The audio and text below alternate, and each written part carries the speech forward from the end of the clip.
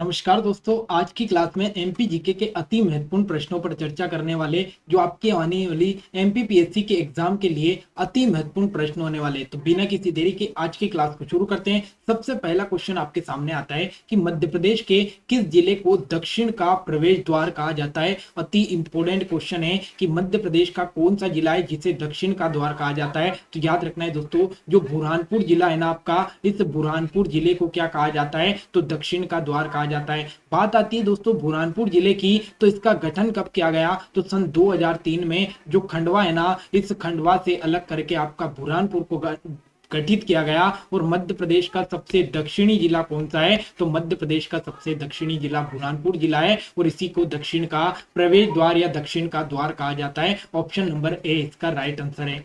अगला क्वेश्चन है कि सतपुड़ा क्षेत्र में स्थित श्रेणियों को पश्चिम से पूर्व की ओर उनकी स्थिति को दर्शाने वाले क्रम में सही बताइए। देखो, अगर बात करें ना सतपुड़ा की, तो सबसे इंपॉर्टेंट चीज ये याद रखना है कि इसके अंतर्गत अगर आप देखोगे दोस्तों, तो सबसे पहले आपकी बड़वानी की पहाड़ी आएगी, फिर महादेव की श्रेणी आएगी और फिर आपका मेकल श्रेणी आएगी। तो ऑप्शन नंबर ए इसका राइट आंसर होगा, ऑप्शन नंबर ए। अब मैं यहाँ पर आपकी दो तीन चीजें क्लियर करवा देता हूँ। मान लो दोस्तों, ये आपका पूरा सतपुड़ा का क्षेत्र है। इस सतपुड़ा के क्षेत्र में अगर आप सबसे पहले यहाँ पर देखोगे ना, तो यहाँ पर एक श्रेणी आएगी जिसका नाम क्या है, राजपीपला श्रेणी। क्या है, राजपीपला जो है, ये राजपीपला श्रेणी आएगी। मतलब ये पूरा एक पर्वत क्षेत्र फैला हुआ है और इसके अंतर्गत छोटी छोटी पर्वत श्रेणियां हैं। इस राजपीपला के बाद अगर आप देखोगे तो यहाँ पर एक और श्रेणी आएगी जिसको अपन ने नाम दिया क्या, ग्वालीगढ़। क्या नाम दिया, ग्वालीगढ़ की श्रेणी, ग्वालीगढ़ की। इस ग्वालीगढ़ श्रेणी के बाद में एक बड़ी इंपॉर्टेंट श्रेणी आती है जिसका नाम है महादेव की श्रेणी, महादेव की श्रेणी। और इसके बाद में लास्ट में आपका आती है मेकाल की श्रेणी या मेकल श्रेणी, मेकल श्रेणी। तो ये क्रम भी आपको इंपॉर्टेंट याद रखना है। और दोस्तों, जो मध्य प्रदेश की सबसे ऊंची चोटी है ना, धूपगढ़ की चोटी, ये धूपगढ़ की चोटी अगर आपसे पूछे ना, तो ये धूपगढ़ की चोटी भी किसके अंतर्गत आती है, तो सतपुड़ा की जो महादेव श्रेणी है ना, इस महादेव श्रेणी में आपकी धूपगढ़ की चोटी आती है जिसकी ऊंचाई 1350 है और यह मध्य प्रदेश और सतपुड़ा की सबसे ऊंची चोटी है। अगला क्वेश्चन है कि मध्य प्रदेश में राज्यसभा के लिए कितने निर्वाचित क्षेत्र हैं। अगर आपसे पूछे ना दोस्तों, मध्य प्रदेश में राज्यसभा की सीटें कितनी हैं, तो वो आपकी कितनी है, 11 है, 11 है मध्य प्रदेश में। अब दो तीन चीजें और यहाँ पर याद कर लो कि अगर आपसे पूछे कि मध्य प्रदेश में जो आपका विधानसभा है ना दोस्तों, इस विधानसभा की सीटें कितनी है, तो मध्य प्रदेश में विधानसभा की सीटें कितनी है दोस्तों, 230 है, 230 है। अब इसमें भी क्या है दोस्तों, आरक्षण है। अगर आपसे पूछे एससी के लिए कितनी सीटों पर आरक्षण है, 35 सीटों पर। एसटी के लिए कितनी सीटों पर आरक्षण है, तो 47 सीटों पर आरक्षण है। तो ये भी आपको याद रखना है। विधानसभा की सीटें टोटल 230 है, एससी के लिए 35 सीटों पर आरक्षण है और एसटी के लिए 47 सीटों पर आरक्षण है। फिर अगर आपसे मान लो पूछ ले कि भैया लोकसभा की सीटें और बता दो, राज्यसभा हो गया, विधानसभा हो गया, लोकसभा की सीटें अगर आपसे पूछे ना दोस्तों, तो टोटल कितनी है, 29 है। इसमें भी आपका जो एससी का आरक्षित सीटें है ना, वो कितनी है, 4 है। और अगर एसटी की आरक्षित सीटें पूछे तो वो आपका 6 है। तो ये याद रखना है कि जो आपका लोकसभा है ना, इसमें टोटल 10 सीटों पर आरक्षण है और टोटल सीटें कितनी है, तो 29 है। अगला क्वेश्चन है कि मध्य प्रदेश के राज्य की प्रतीक चिन्ह में कौन सी फसलों की बालियां अंकित की गई है। तो मध्य प्रदेश का जो राज्य की चिन्ह है ना दोस्तों, उसमें आपका गेहूं और धान की बालियां दर्शाई गई है, गेहूं और धान की बालियां दर्शाई गई है। साथ ही अगर देखोगे ना, तो मध्य प्रदेश के राज्य की चिन्ह में आपको बरगद का पेड़ दिखाई देगा, बरगद का पेड़ दिखाई देगा। इतने क्वेश्चन इससे बनते हैं। मध्य प्रदेश का राज्य की नाट्य कौन सा है, तो मध्य प्रदेश का राज्य की जो नाटक है ना दोस्तों, ये कौन सा है, माच है, माच है। और ये कहां पर प्रसिद्ध है, तो ये आपका याद रखना है दोस्तों, जो मालवा वाला क्षेत्र है ना, इस मालवा में प्रसिद्ध है। ऑप्शन नंबर ए इसका राइट आंसर है। मध्य प्रदेश में ग्रीष्म ऋतु में औसत तापमान क्या होता है। तो अगर आपसे पूछे ना दोस्तों कि मध्य प्रदेश में जो ग्रीष्म ऋतु होती है, जब गर्मी का टाइम रहता है ना, तो इसमें औसत जो तापमान रहता है वो क्या होता है, तो याद रखना है दोस्तों, जब आप कहां से, तो दक्षिण की से उत्तर की ओर जाओगे ना, तो तापमान में आपका क्या होगा, तो तापमान में आपका वृद्धि होगी, वृद्धि होगी। अब यहां से भी दो क्वेश्चन जो कि एमपीपीएससी के बड़े फेवरेट है। देखो, अगर बात आती है दोस्तों तापमान की, बात आती है तापमान की, तो तापमान की हम बात करें तो आप दक्षिण से, कहां से, दक्षिण से अगर ऊपर उत्तर की ओर जाओगे ना, तो जो तापमान है ना, इस तापमान में क्या होती है, तो तापमान में आपकी वृद्धि होती है। क्या होती है, तापमान में आपकी वृद्धि हो रही है। फिर बात आती है दोस्तों वर्षा की, तो वर्षा में आपको ये याद रखना है दोस्तों कि अगर आप पश्चिम से कहाँ जाओगे तो पश्चिम से पूर्व की ओर जाओगे ना, तो पश्चिम से पूर्व की ओर जाने पर जो वर्षा की मात्रा है ना उसमें वृद्धि हो रही है, वृद्धि हो रही है। तो अपने को यहाँ से एक चीज समझ में आ रही है कि मध्य प्रदेश में सबसे ज्यादा जो तापमान है ना ये मध्य प्रदेश के उत्तरी भाग में रहता है, और सबसे ज्यादा जो वर्षा होती है ना ये मध्य प्रदेश के पूर्वी भाग में होती है। ये दो बड़े क्वेश्चन यहाँ से निकले हैं, ये आपको याद रखना है। अगला, अप्सरा जलप्रपात कहां पर है? तो दोस्तों अगर आपसे पूछे कि भैया जो डचेस जलप्रपात है, डचेस जलप्रपात पूछ ले, अगर आपसे पूछे अप्सरा जलप्रपात पूछ ले, अगर आपसे बी जलप्रपात पूछ ले, ये अगर आपसे पूछ ले जामुन जलप्रपात कहां पर है, तो ये सब के सब आपके जलप्रपात कहां पर है? पंचमढ़ी में है, पंचमढ़ी में है। ऑप्शन नंबर ए इसका राइट आंसर है। मध्य प्रदेश का सबसे ऊंचा जलप्रपात कौन सा है? तो मध्य प्रदेश का सबसे ऊंचा जलप्रपात आपका कौन सा है दोस्तों? बहुटी जलप्रपात है, बहुटी जलप्रपात, जो कि किस नदी पर है? सेलर नदी पर है, सेलर नदी पर है। कहां पर है? रीवा में है, रीवा में है। कितना ऊंचा है? तो 198 मीटर है दोस्तों, 198 मीटर है बहुटी जलप्रपात। तो ये बड़ा इंपॉर्टेंट क्वेश्चन है, ऑप्शन नंबर सी इसका राइट आंसर है। मध्य प्रदेश में कौन सी नदी कर्क रेखा को 2 बार काटती है? तो पूरे विश्व में दोस्तों जो माही नदी है ना, ये माही नदी पूरे विश्व की एकमात्र ऐसी नदी है जो कर्क रेखा को 2 बार काटती है। अब इस माही नदी की बात करें तो इसका जो उद्गम है ना ये कहाँ से हुआ? तो ये धार जिले से हुआ। धार जिले की जो सरदारपुर तहसील है ना, यहाँ से माही नदी का उद्गम होता है। और इसका समापन कहाँ हो रहा है? तो इसका समापन आपका जो खंबात की खाड़ी है ना, इस खंबात की खाड़ी में इसका समापन हो जाता है।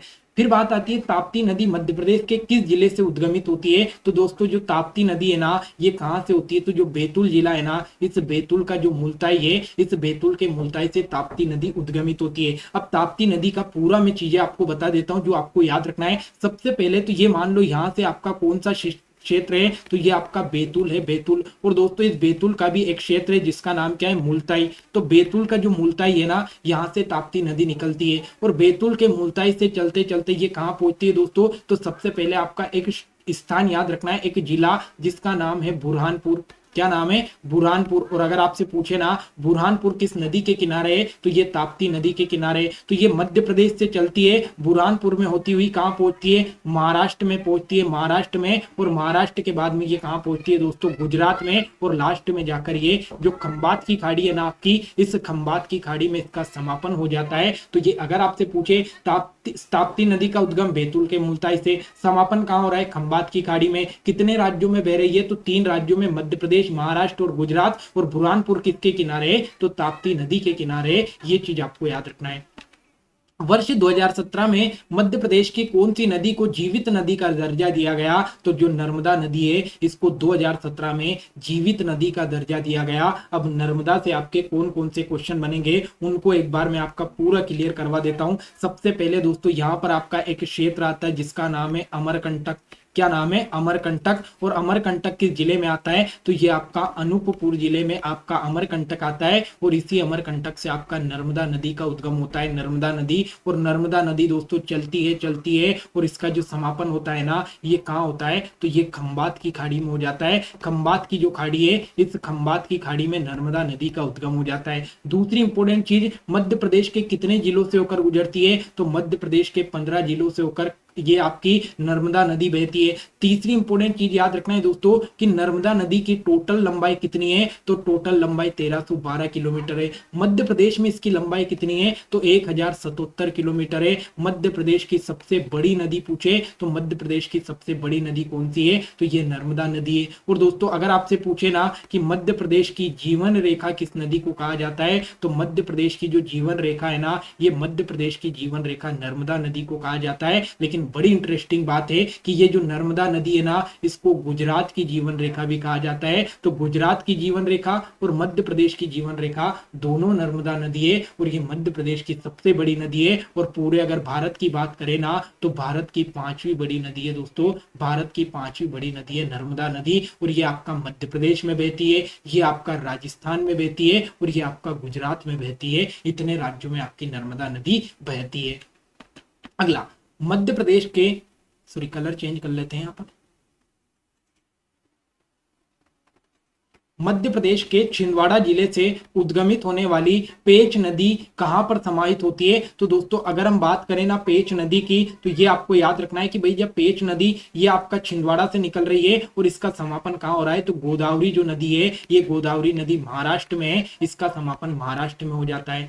मध्य प्रदेश की किस नदी को स्वर्ण नदी का दर्जा दिया गया? तो दोस्तों नाम से स्पष्ट है, सोन नदी। और सोन नदी कौन सी है? तो सोन मतलब सोना, तो सोना मतलब स्वर्ण नदी इसको कहा जाता है। अब सोन नदी के बारे में भी मैं आपको पूरी चीजें क्लियर करवा देता हूं जहां से आपके क्वेश्चन बनेंगे। सबसे पहले दोस्तों यहां पर एक और मैंने अभी क्षेत्र बताया था ना आपका अमरकंटक। अमरकंटक, इसी अमरकंटक जो से आपकी एक और नदी निकलती है जिसका नाम क्या है? तो इसका नाम है आपका सोन नदी। कौन सी नदी? सोन नदी निकलती है। सोन नदी अमरकंटक से चलेगी दोस्तों, आपका जो उमरिया शहडोल में बहती हुई सीधी सिंगरौली में पहुंचेगी और उसके बाद में कहां पहुंचेगी? यूपी में। यूपी के बाद में ये बिहार में जाएगी। बिहार के बाद में दोस्तों ये कहां जाएगी? तो झारखंड। यूपी के बाद में झारखंड। झारखंड के बाद में जो आपका बिहार में जाएगी और बिहार का जो पटना है ना, यहां पर इसका समापन कौन सी नदी में हो जाएगा? तो गंगा नदी में इसका समापन हो जाएगा। गंगा नदी में इसका समापन हो जाएगा। अगर आपसे पूछे ना कि सोन नदी का समापन कहां होता है, तो गंगा नदी में होता है। अमरकंटक में इसका उद्गम होता है। और दोस्तों इसी नदी पर एक परियोजना है जो बड़ी इंपोर्टेंट है, जिसका नाम है बाण सागर परियोजना। बाण सागर परियोजना जो कि कहां पर है? ये आपका शहडोल में आती है, शहडोल में। और शहडोल में आपका बाण सागर परियोजना किस नदी पर है? तो ये सोन नदी पर है। ये 4-5 क्वेश्चन यहाँ से बड़े इंपोर्टेंट पूछे जाते हैं। और ये जो सोन नदी है ना दोस्तों, इसको बघेलखंड की जीवन रेखा कहा जाता है। बघेलखंड की जीवन रेखा किसे कहते हैं? सोन नदी को। पगारा बांध मध्य प्रदेश के किस जिले में स्थित है? तो याद रखना है दोस्तों, जो पगारा बांध है ना, ये कहां पर है आपका? तो ये याद रखना है, मुरैना जो है ना, इस मुरैना में आपका पगेरा बांध है। पगेरा बांध है, ये चीज आपको याद रखना है। अब दोस्तों जो मुरैना है ना, इसके बारे में 2-3 आपको इंपोर्टेंट बता देता हूं, जो आपको चीजें याद रखना ही रखना है। मुरैना की बात करें तो सबसे इंपोर्टेंट चीज ये याद रखना है कि जो आपका मुरैना है ना, यहाँ की जो गजक है, इस गजक को क्या दिया गया? तो यहाँ की गजक को जीआई टैग दिया गया। क्या दिया गया? जीआई टैग दिया गया। जो मुरैना है ना, इस मुरैना में जो आपका दुग्ध या दूध है, इसका उत्पादन सर्वाधिक होता है। अगर आपसे पूछे कि भाई सरसों का उत्पादन सबसे ज्यादा कहाँ होता है? मुरैना में होता है। मध्य प्रदेश का सबसे उत्तरी जिला कौन सा है? मुरैना है। अगर आपसे पूछे कि मृदा अपरदन की समस्या से ग्रसित जिला कौन सा है? तो मुरैना है। ये इतनी चीजें मुरैना के बारे में याद रखना है। दूध हो गया, गजक हो गया, सरसों हो गया, सबसे उत्तरी जिला हो गया, ये मुरैना के बारे में याद रखना है। अगला, मध्य प्रदेश के मंदसौर जिले में भगवान पशुपतिनाथ का जो मंदिर है वो किस नदी पर है? तो कई बार आता है, जो शिवना नदी है ना, ये शिवना नदी मंदसौर के किनारे, सॉरी मंदसौर जो है शिवना नदी के किनारे है। और इसी पर आपका अष्टमुखी पशुपतिनाथ का मंदिर बना हुआ है, जो कि आपका चंबल की सहायक नदी शिवना है, चंबल की सहायक नदी है।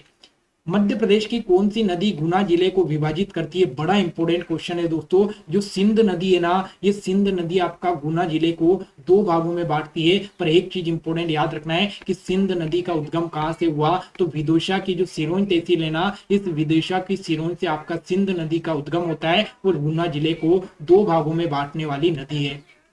अगला, नदी का नाम और उन पर बने जलप्रपात आपको बताना है। तो बीना नदी पर एक भालकुंड जलप्रपात है दोस्तों, जो सागर के पास में है। भालकुंड जलप्रपात बीना पर बिल्कुल सही है। चंबल पर आपका चूलिया जलप्रपात बिल्कुल सही है। बेनगंगा पर गांगुलपारा जलप्रपात बिल्कुल सही है। और केन पर आपका रने जलप्रपात बिल्कुल सही है। तो ये चीज आपको याद रखना है। यहाँ से अगर आप देखोगे ना, तो इसका right answer option number D होगा। 1, 2, 3, 4 सब सही है। अगला, अब यहाँ पर दोस्तों कुछ घाट है जो कि आपके एग्जाम की दृष्टि से इंपोर्टेंट है, इनको याद रखना है आपको। सबसे पहला कंचन घाट कहाँ पर आता है? ओरछा में। और किस नदी पर है? बेतवा में। तो ओरछा किस नदी पर है? बेतवा नदी के किनारे, और यहीं पर कंचन घाट है। सेठानी घाट कहाँ है? होशंगाबाद। और होशंगाबाद किस नदी के किनारे? नर्मदा नदी के किनारे। साड़िया घाट कहाँ है? होशंगाबाद। और फिर होशंगाबाद याद रखना है, नदी भी आपको याद रही है और जिले भी आपको याद रहे हैं। तो होशंगाबाद आपका नर्मदा। जबलपुर भी नर्मदा के किनारे है और जबलपुर में गोरी घाट बनाया जा रहा है।